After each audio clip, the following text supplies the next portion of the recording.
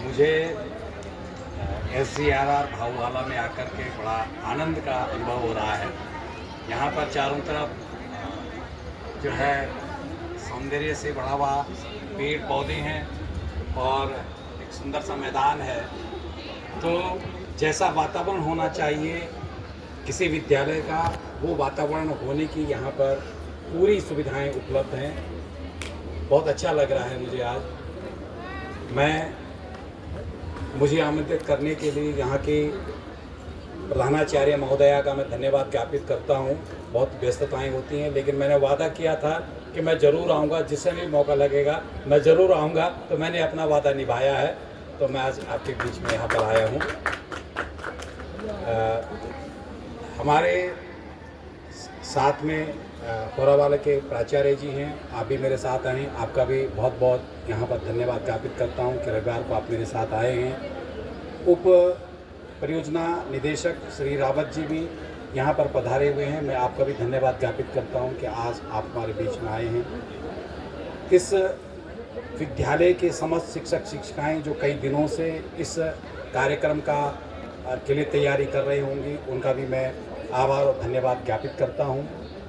मैं समस्त अपने स्पोर्ट्स टीचर्स का आभार प्रकट करता हूँ कि उन्होंने इतना सुंदर आयोजन यहाँ पर किया है, क्योंकि आयोजन करना इतना आसान नहीं होता है।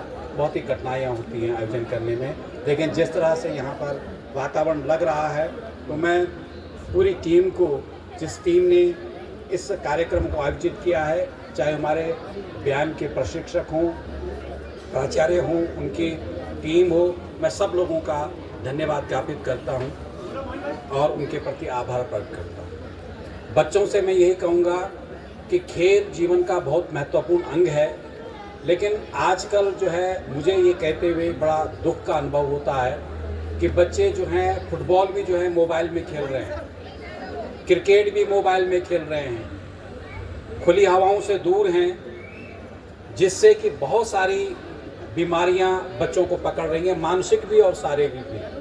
तो हम लोगों को इस पर ध्यान देने की आवश्यकता है। खुली हवा, सूरज को साथ रहना, हवाओं के साथ रहना, वर्षा के साथ रहना, हम इसी के हिस्से हैं। इससे दूर भागना उचित नहीं है, हम इसके ही अंश हैं। इसलिए ये हवा बहुत महत्वपूर्ण है। शरीर को सबसे ज़्यादा ऑक्सीजन की आवश्यकता होती है, और ऑक्सीजन खुले से आती है, शरीर के परिश्रम से आती है, पसीने से आती है। इसलिए ये ज़रूरी है कि हम जो है खेल को खेलें। पहले समय में प्राय ये कहा जाता था कि खेल में कोई भविष्य नहीं है, लेकिन आज के ज़माने में वो बात सत्य नहीं है। हमारे पौड़ी गढ़वाल से, हमारे गांव से एक लड़की अंकिता ध्यानी जो है, जो गांव के उतार चढ़ाव में दौड़ती भागती थी, वो पेरिस ओलंपिक में उसने प्रतिभाग किया। तो एक बहुत सुदूरवर्ती गांव की बिटिया का, जो अपने आर्मी के लिए तैयार होने वाले भाइयों के साथ अपने यूं ही तैयारी करती थी, वो पेरिस ओलंपिक में पहुंचना एक गांव की बच्ची का बहुत बड़ा मतलब सफ़र है। तो मैं समझता हूं कि भाऊवाला के गांव के बच्चे, आसपास के रहने वाले गांव के बच्चे, उनमें भी पूरी सामर्थ्य है, पूरी योग्यता है, पूरी क्षमता है।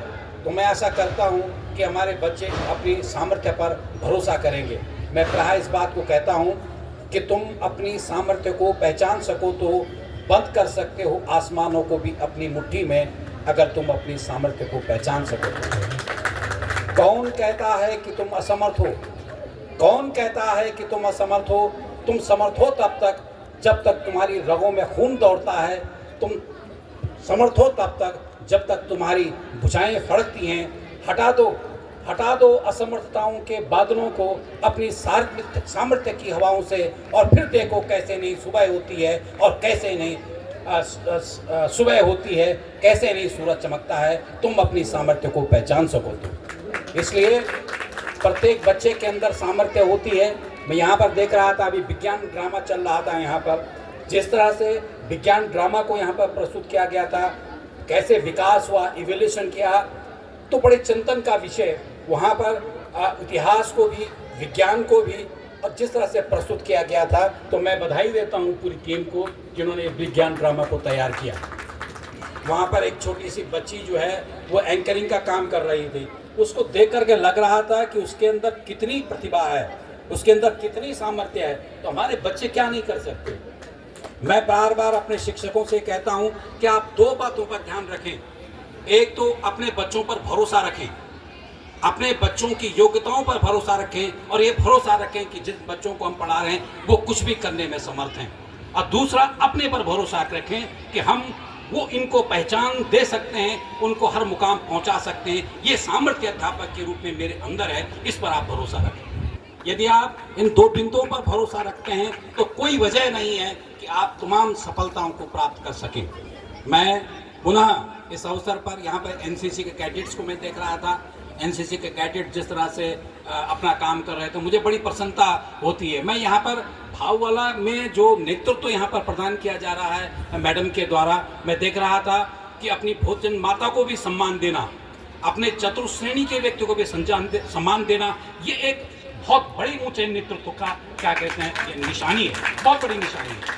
किस तरह से आप अपनी टीम के साथ मिलकर चलते हैं, किस तरह से आप हर पूछे को महत्वपूर्ण मानते हैं, तो ये बड़ी नेतृत्व क्षमता का क्या कहते हैं उदाहरण है। तो मैं उम्मीद करता हूं कि हमारे बच्चे, भाईवाला के बच्चे, किसी भी दुनिया के किसी भी छोर के बच्चे, किसी भी विद्यालयों के बच्चे के समान अन्य विद्यालयों के बच्चे जो हमारे सरकारी विद्यालयों में, अशासकीय विद्यालयों में पढ़ रहे हैं, वो उनके अंदर हर प्रकार की अक्षमताएं और योग्यताएं हैं। अगर उन पर भरोसा किया जाए तो वो हर सफलता को प्राप्त करने का सामर्थ्य रखते हैं। ये भरोसा हमारे अपने शिक्षकों को अपने आप पर होना चाहिए कि हाँ, वो ऐसा अपने बच्चों को आगे बढ़ाने के लिए हर तरीके से काम कर सकते हैं, उनके अंदर क्षमताएं हैं। तो ये दो जो मंत्र मैं प्राय हर मीटिंग में बात करता हूं अपने शिक्षकों के साथ, एक तो अपने पर भरोसा रखो, शिक्षक के रूप में अपना इस स्वाभिमान समझो, अपना बहुत बड़ा ये वरदान समझो कि आप शिक्षक के रूप में आपको काम करने का मौका मिला है। One should be proud to be a teacher. To be a teacher is great accountability, and to be a teacher is the great responsibility and accountability. तो मैं समझता हूँ कि शिक्षक जब इस तरह से आगे बढ़ते हैं, उनका नेतृत्व इस तरह से जब उनको आगे बढ़ाता है, तो निश्चित रूप से हमारे बच्चे किसी भी लक्ष्य को प्राप्त सकेंगे। पुनः मैं इस अवसर पर ये बात भी कहना चाहता हूँ, आज के युग में कुछ बुराइयाँ जो हमारे सामने खड़ी हो रही हैं, उन बुराइयों में एक नशे की बीमारी है। जो नशा हमारे नौजवानों को बहुत बुरी तरह से जकड़ने की कोशिश कर रहा है और उसके पीछे सोची समझी ताकतें हैं। तो किस तरह से हम उन ताकतों को हरा सकते हैं, मैं जो इन बच्चों से यही कहूँगा कि सबसे पहले आप अपने आप को नशे से दूर रखें। और जब आप खेलते हैं और अच्छा खेलते हैं तो निश्चित रूप से खेल जो है नशे को दूर करने का बहुत बड़ा इंस्ट्रूमेंट है। तो आप जितना अच्छा खेलेंगे और जितना अच्छा खेलेंगे आपके लिए, क्योंकि जब आदमी सोचता है, अगर आदमी को किसी बंद कमरे में रखा दिया जाए तो वो चिंतन नहीं कर सकता, वो फिजिक्स के फॉर्मूले हल नहीं कर सकता, क्योंकि ऑक्सीजन की सप्लाई नहीं होगी तो आपका जो थिंकिंग प्रोसेस है उस पर ब्लॉक हो जाता है। इसलिए खेलना एकेडमिक के लिए भी बहुत ज़रूरी है। यानी मैं जब अपने अकादमिक उद्देश्यों को प्राप्त करना चाहता हूं तो मेरे लिए ज़रूरी है कि मैं अपने शरीर को उतना मजबूत बनाऊं, जितना मेरा शरीर जो है मजबूत होगा, मुझे सोचने के लिए उतनी ही ज़्यादा शक्ति मिलेगी। तो मैं आशा करता हूं कि खेलों के माध्यम से और हमारे जो विद्यालय इस तरह से काम कर रहे हैं, मैं पुनः आशा करता हूँ कि आप लोग इस कार्यक्रम को सारी टीम के साथ इस जो कार्य आप कर रहे हैं इसको लगातार आप बढ़ाते रहें, इन बच्चों को लिए करते रहें। तो निश्चित रूप से मेरी आपसे पुनः शुभकामनाएं हैं। और बच्चों से मैं कहूँगा कि sow a thought you reap an act, sow an act you reap a habit, sow a habit you reap a character, and sow a character you reap a destiny. यानी जब आप अच्छे विचार आपके मन में आते हैं तो आप उसके अनुसार एक्शन लेते हैं। जब उस एक्शन को अपने चरित्र का हिस्सा बना देते हैं तो फिर आपके भाग्य का निर्माण स्वयं होने लगता है। इन्हीं शब्दों के साथ आप सबको बहुत बहुत शुभकामनाएं। थैंक यू वेरी मच, धन्यवाद।